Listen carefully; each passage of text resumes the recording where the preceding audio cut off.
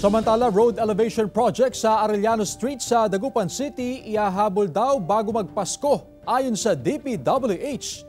Sundan sa report ni Russell Simorio.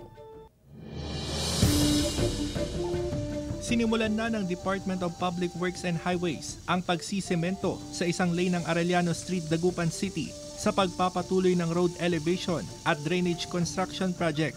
Sinisikap daw ng DPWH na matapos ang pagsisemento bago magpasko.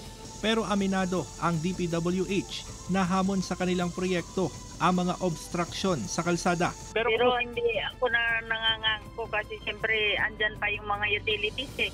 Makikita niyo naman yung mga obstruction, ang dami pang obstruction namin, sir. Umaasa rin ang mga residente na matapos sa lalong madaling panahon ang ipinatutupad na one-way traffic sa Arellano Street. Napapagastos daw kasi sa pamasahe dahil umiikot pa ng ruta ang mga sasakyan. Oo, kasi one way matagal, matraffic.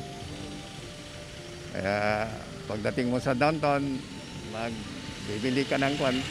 Pag uwi mo, umikot ka pa rin na Divinencia Road.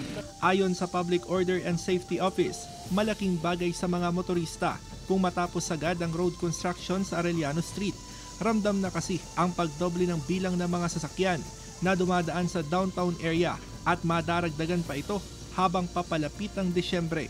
Sa ngayon, nadodoble na mas dadami pa sa Christmas. Siyempre, mga ngayon, marami na nagpaplano ng mga bumibili ng mga para Christmas decoration nila.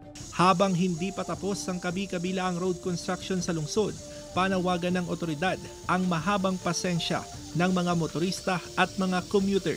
Kasama si Ron Alistair Tañedo, Russell Simorio, One North Central Luzon.